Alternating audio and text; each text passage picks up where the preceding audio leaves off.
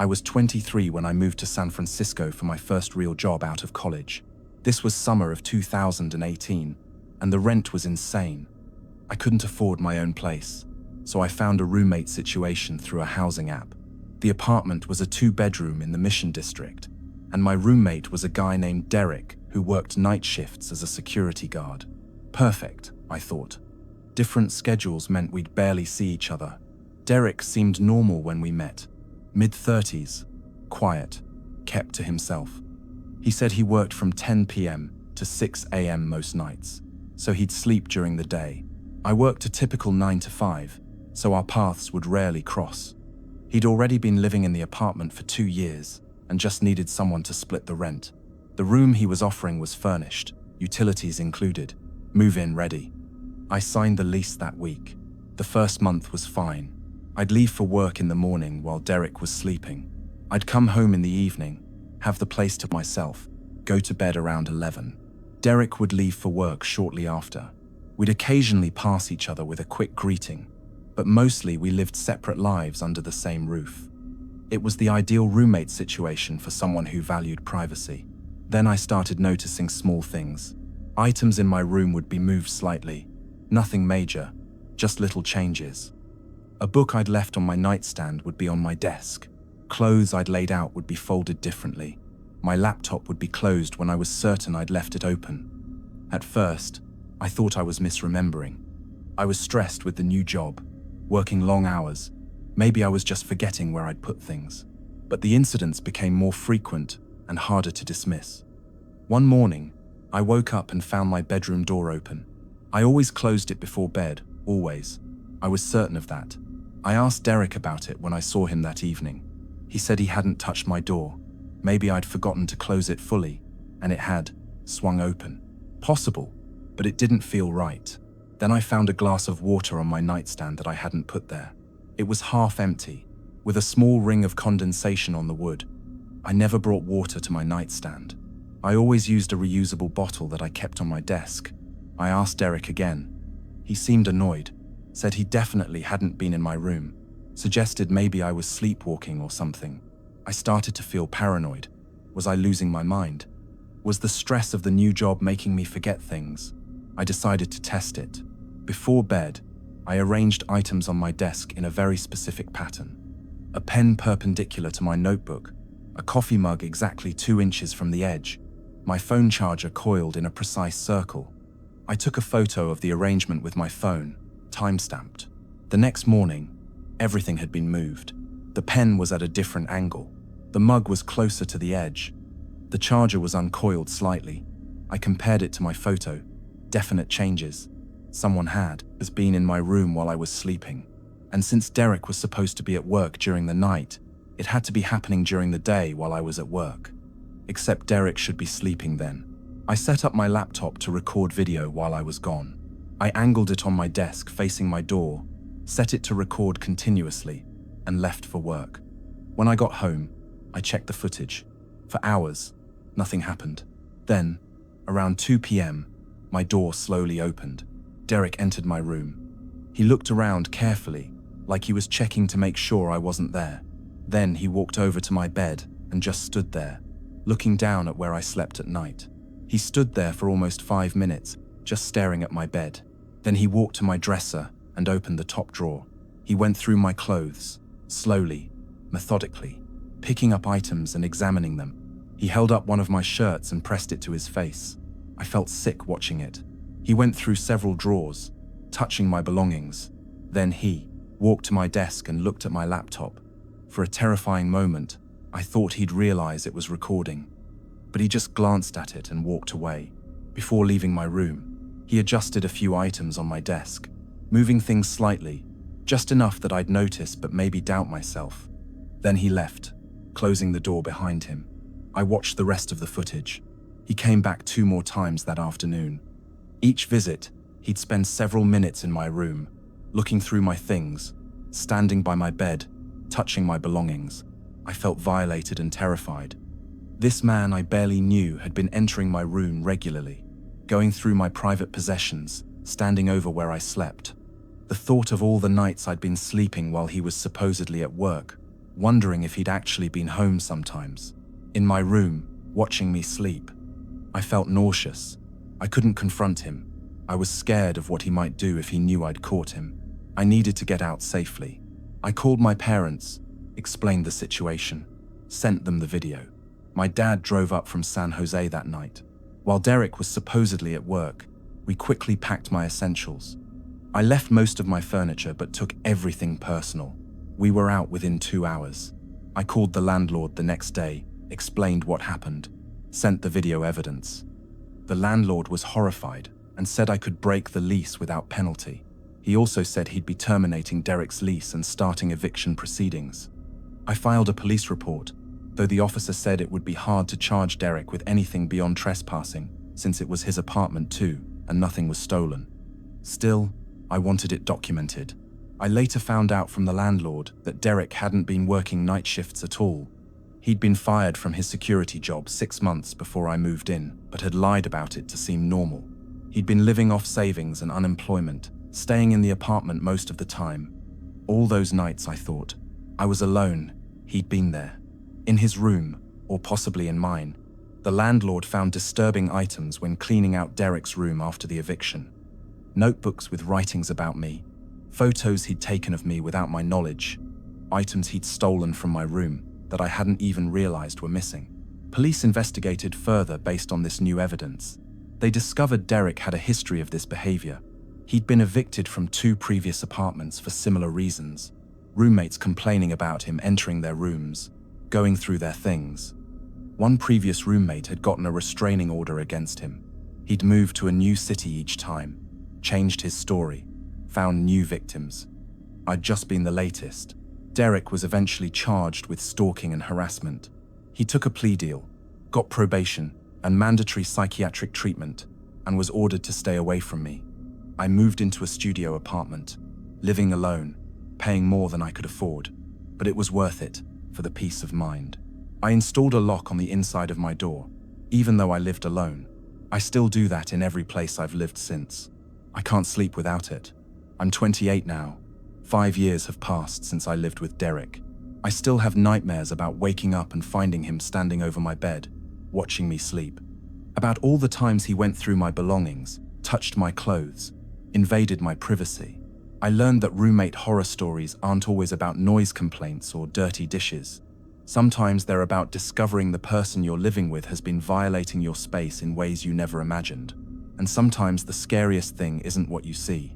It's what's been happening while you thought you were safe, while you were sleeping, while you trusted that the person sharing your home respected boundaries. Trust is fragile, and once it's broken by someone who was supposed to be just a harmless stranger splitting rent, it's almost impossible to rebuild.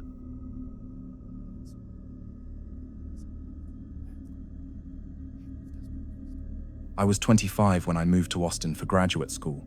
This was fall of 2019, and I needed affordable housing close to campus. I found a listing for a shared house with 3 other students, all women around my age. The rent was reasonable, the location was perfect, and having female roommates felt safer than a mixed situation. I met them all before signing the lease. 2 of them seemed nice and normal.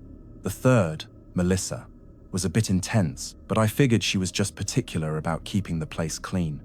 I could live with that. Melissa had been living in the house the longest, about 2 years. She had specific rules about the common areas.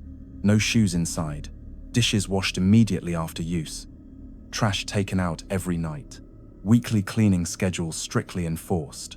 She'd created a whole system, with charts and lists posted in the kitchen. The other 2 roommates, Sarah and Kim, rolled their eyes about it but said they mostly just avoided Melissa and did their own thing. At first, I tried to follow Melissa's rules. I'm not a slob, I can keep things clean, but her standards were extreme. She'd inspect the kitchen after anyone cooked, checking for crumbs or water spots. She'd go through the bathroom after someone showered, making sure everything was exactly as she wanted it. She'd leave passive-aggressive notes if something wasn't to her standards. Please remember to wipe down the counter after making coffee. It was annoying but tolerable, until I started noticing she was entering my bedroom. I'd come home from class, and small things would be different. My bed would be made, but not the way I'd made it. My desk would be organized differently. My trash can would be emptied, even though I hadn't asked her to. At first, I thought maybe she was just being helpful, doing a thorough cleaning. But it felt intrusive. I asked her about it. She said she'd been vacuuming the house and had done my room as a favor. I thanked her, but said I preferred to clean my own space. She seemed offended, said she was just trying to maintain standards. I let it go, not wanting to create drama. But I started keeping my door locked when I wasn't home. That's when things got weird. I came home one day to find my door unlocked. I was certain I'd locked it. Inside, my room was immaculate, cleaner than I'd left it. My closet was reorganized, clothes arranged by color. My bookshelf was alphabetized. My bathroom items were lined up with military precision. It was unsettling, like someone had gone through everything I owned under the guise of cleaning. I confronted Melissa directly this time. She admitted she'd cleaned my room, said she had a spare key to all the bedrooms for emergencies, and had let herself in. She said my room was a mess, and she'd fixed it. I told her never to enter my room again without permission. She got defensive, said she was just trying to help, that we should all contribute to keeping the house nice. I said my room was my private space, and she needed to respect that. She agreed, but she seemed angry about it. The next day, I found a detailed note slipped under my door. It was 3 pages long, outlining all the ways I was failing to keep the house clean. She'd apparently been documenting every tiny infraction. A dish I'd left in the sink for an hour. A pair of shoes I'd left by the front door. Crumbs she'd found on the kitchen counter after I'd made toast. It was obsessive and vindictive. I was being gaslit over basic human existence in a shared house. Sarah and Kim said they'd gone through similar things with Melissa. Kim had moved out 6 months earlier, and a new roommate had moved in, but that person had only lasted 3 weeks before leaving because of Melissa's behavior. Sarah was planning to leave at the end of the semester. They warned me that Melissa got worse the more you pushed back against her rules. I tried to ignore her. I followed reasonable cleaning standards, but refused to live by her extreme requirements. That's when the sabotage started. I'd find my food in the refrigerator, moved to the back, or hidden behind other items. My laundry detergent would go missing from the laundry room. My towels would disappear from the bathroom. Small annoyances that added up. Then, I found evidence she was going through my trash. I'd thrown away some personal documents, old bank statements I'd shredded. When I took the trash to the curb for collection, I noticed the bag from my bathroom was open and items had been removed. She'd gone through my trash and taken things. I felt violated in a completely new way. I set up a small camera in my room, hidden in a bookshelf, angled at my door. I wanted to see if she was still coming in, despite my explicit instructions not to. For the first week, nothing. Then I checked the footage and found something disturbing. Melissa had entered my room at 2 in the morning while I was sleeping. She'd walked around quietly, looking at my things, opening drawers carefully. She'd stood at the foot of my bed for several minutes, just watching me sleep. Then she'd adjusted a few items on my desk and left. She came back 3 more times that week, always around 2 or 3 a.m. Always while I was asleep, always going through my belongings quietly, then standing and watching me. In one clip, she'd picked up my phone from my nightstand and looked through it while I slept. In another, she'd photographed pages from my journal with her phone. I was terrified. This wasn't about cleaning anymore. This was obsessive, invasive, predatory behavior. I saved all the footage and called a campus housing advocate the next morning. They helped me break my lease and file a formal complaint. I moved into a dorm room temporarily while finding a new place. I showed the footage to the landlord. He was horrified and started eviction proceedings against Melissa. The other roommates moved out immediately too, once they learned about the footage. We all filed police reports. When police investigated, they searched Melissa's room with a warrant. They found notebooks full of observations about all of us, our schedules, our habits, our personal information she'd gathered from going through our mail and belongings.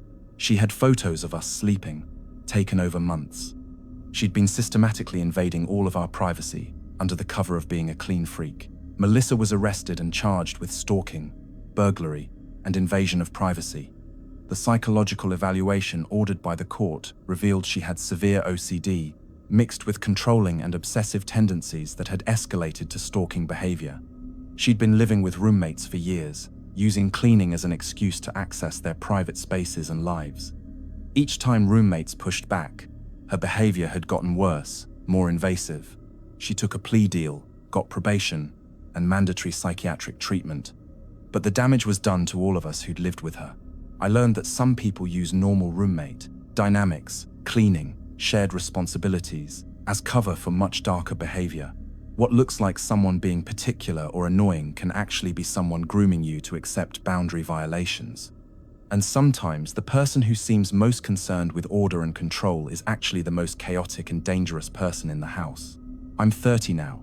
5 years have passed since I lived with Melissa. I still have anxiety about roommates, about shared spaces, about anyone having access to where I sleep. I live alone now, and probably always will, because I learned that home should be a safe space. But when you share it with the wrong person, it becomes a surveillance state where nothing is private and nowhere is safe. And sometimes the person violating you does it while you're unconscious, documenting your life without consent, and you don't realize until it's gone on far too long.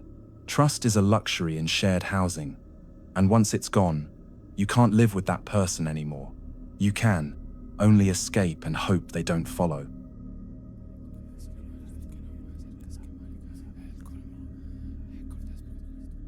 I was 27 when I let my college friend Rachel move in with me temporarily. This was winter of 2020, right before COVID lockdown started. Rachel had been going through a rough time, lost her job, broke up with her boyfriend, needed a place to crash for a few weeks while she figured things out.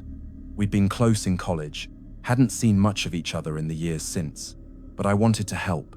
I had a spare bedroom in my apartment in Denver. I told her she could stay rent-free for a month or two until she got back on her feet. Rachel arrived with just a few suitcases, said her ex had kept most of their shared belongings. She seemed grateful and a little fragile. For the first couple weeks, it was nice having her there. We'd catch up on old times, watch movies together, cook dinner. It felt like college again. She said she was applying for jobs, going to interviews, actively looking for a new place. I believed her. Then the month mark came and went. Rachel hadn't found a job yet, said the market was tough. She hadn't looked at any apartments, said she was waiting until she had income. I didn't mind helping a friend, but I started to feel like she was getting too comfortable. She'd take long baths, use my expensive products, order food delivery on my accounts without asking. Small things that added up to her treating my place like her own. I gently mentioned that we should talk about a timeline for her moving out. She got emotional, said she was trying her best, that I was the only person who'd been there for her. She made me feel guilty for bringing it up. I backed off, said she could stay a bit longer, but I started noticing changes in her behavior. She'd started going through my mail. I'd come home and find envelopes opened that had been sealed when I left. She claimed they'd been delivered open, or that she'd opened them by accident, thinking they were hers. But it kept happening. Credit card statements, bank notices, personal correspondence. She was systematically reading my mail. Then I noticed she was using my laptop when I wasn't home. I had a password, but apparently, she'd watched me enter it enough times to figure it out. I could tell because my browser history showed searches I hadn't made, pages I hadn't visited.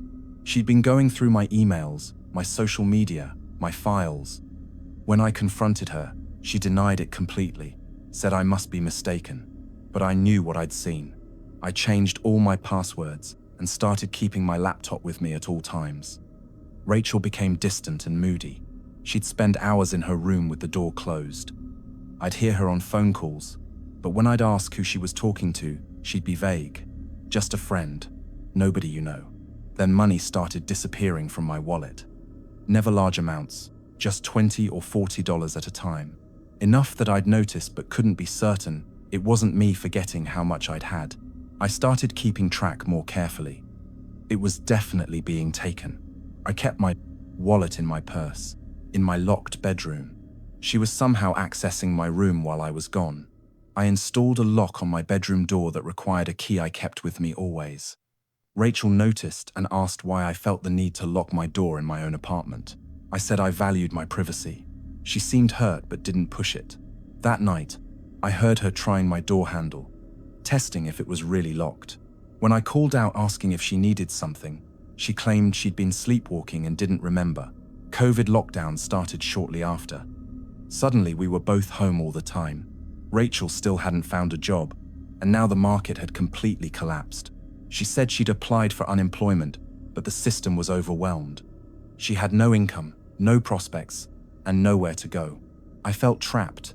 I couldn't kick her out during a pandemic, but I also couldn't stand living with her anymore. The tension escalated. She'd use my things without asking, eat my food, monopolize the living room. When I'd say something, she'd turn it around, accusing me of being unsupportive, of not understanding her situation. She'd bring up how I'd promised to help her, how she had nowhere else to go. She'd cry and make me feel like a terrible person for having boundaries. I started sleeping with my door locked and my phone on loud in case I needed to call for help. I didn't trust her anymore. The friend I'd known in college had become someone else, or maybe I was just finally seeing who she'd always been.